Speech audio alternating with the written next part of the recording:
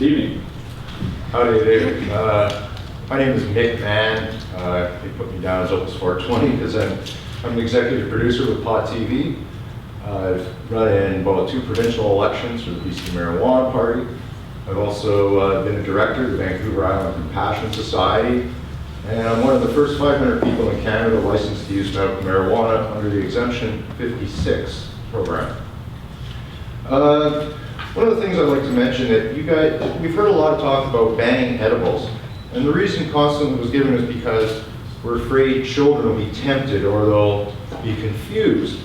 I'd like to mention the fact that last year in the Washington Post, they published an article where up to 17,000 children were hospitalized or sick because they were exposed to the pre-measured soap pods that we do laundry with.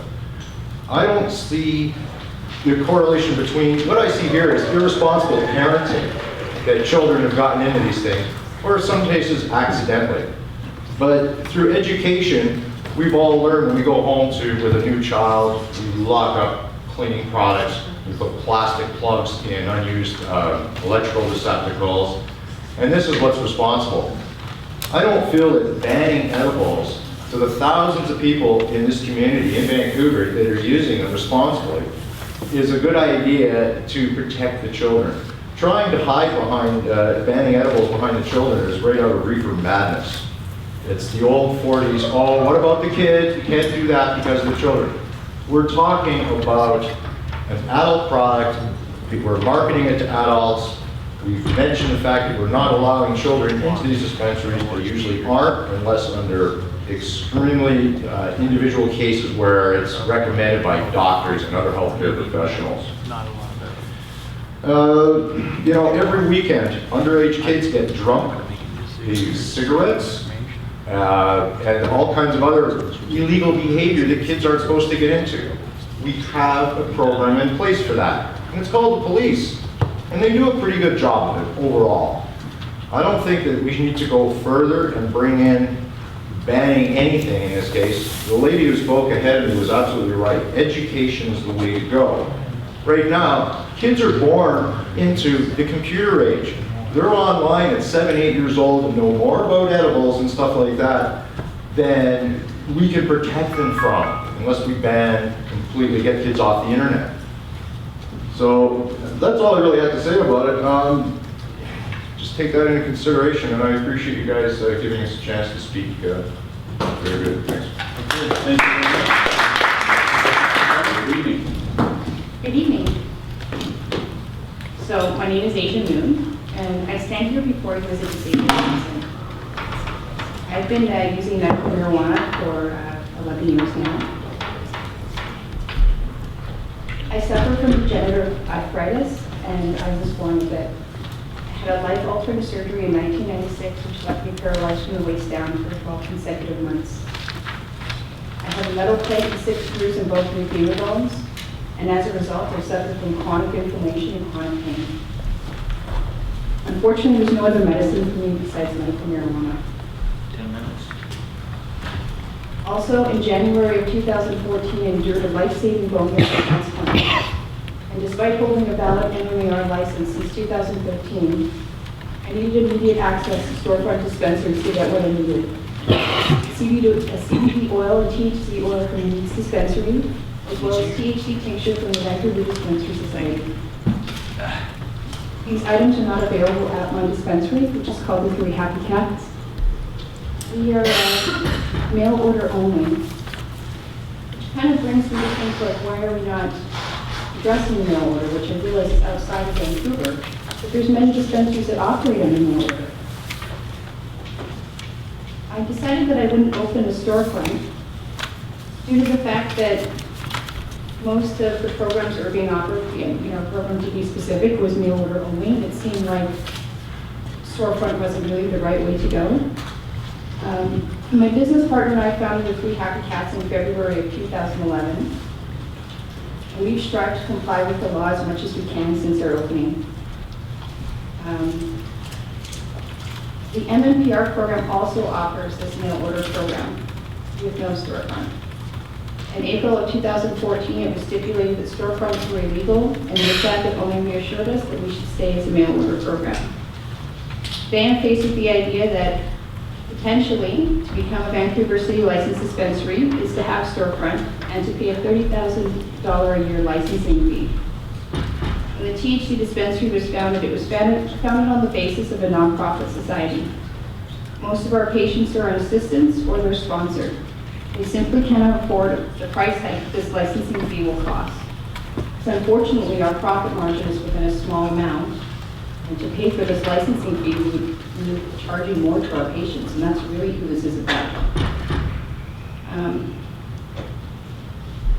I'm also looking at the fact that we're not being able to sell edibles, which is really harsh, I would think, considering we just had a ruling on edibles, which has been concluded to be in their favor.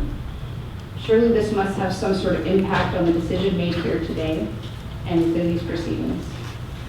I would also like to stipulate that many patients can't smoke their medicine. In some cases, they suffer from asthma or other ailments that prevent them from lighting up for stay, and they require some sort of edible product, and in some cases, a topical product. They're suffering from something with their skin or other products like for arthritis, for instance. I use a topical cream for my knees. I'm not smoking and I'm ingesting it, but I certainly need the anti-inflammatory products to be able to walk around every day. I guess I'd also like to talk about the fact that without medical marijuana, people like myself wouldn't be able to get to work. I should be on medical assistance, and I've never been on it my entire life. When I was 18 years old, I decided I would stop using the pharmaceutical products that were being provided to me, which were heavy opiates in the form of injectable Demerol, as well as ingestible codeine. I wasn't able to work. I wasn't able to really do anything. One day I just decided I've had enough. I flushed it down the toilet. I went through months of being sick from withdrawals. And then eventually I moved on to pharmaceutical versions of marijuana, which they had Marinol at one point, which is actually a much better version of what we have now. There's Sesame, which does really work for nausea, but it does not really work as a painkiller. So that leaves me in kind of like a catch between both worlds. I need the flower extracted, and I also need the pharmaceuticals to deal with the extreme nausea as well. So I think we kind of need to give the ability of all worlds kind of working together. I mean, I also have patients that are in the middle of nowhere, and Nunavut, the Yukon, where they don't have medical dispensaries to be able to get access. They do have, proper doctor's notes from accredited doctors, not quacks, I would like to say. But I mean, we do have to weed that out at our dispensary when we have people come to us. We have to look at the paperwork, call the doctor, make sure that this is like a genuine problem that marijuana is going to be a solution to. And these people don't necessarily have the ability to pay the MMPR prices, and they also don't necessarily have the ability to go to a dispensary in their area. There just isn't any.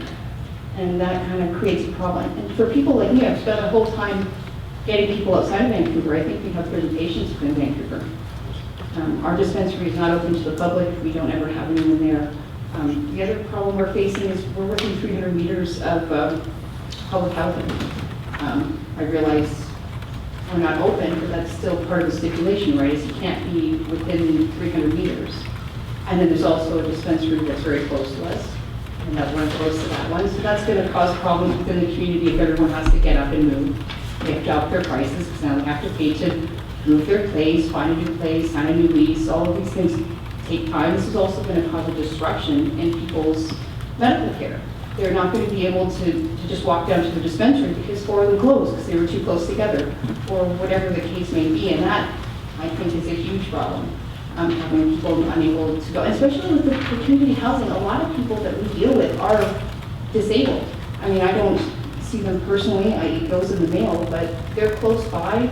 They can't necessarily take the bus and go 20, 30 stops. They just want to walk around the corner to their local place and feel better and go home. And that's unfortunately the reality for a lot of disabled people, the walk, the adventure just to get medicine. I mean, for some people, just the pharmacy is far away. There's only a couple of pharmacies in Vancouver that carry Sesame, which is a synthetic version of THC. And I have to drive so far away to go and get it. That becomes problematic, especially if I'm tired or I'm sore and I can't necessarily drive to too slow to get there. Just I about think the a biggest wrap up. thing, yeah, the biggest thing is we need to really, I guess, make sure that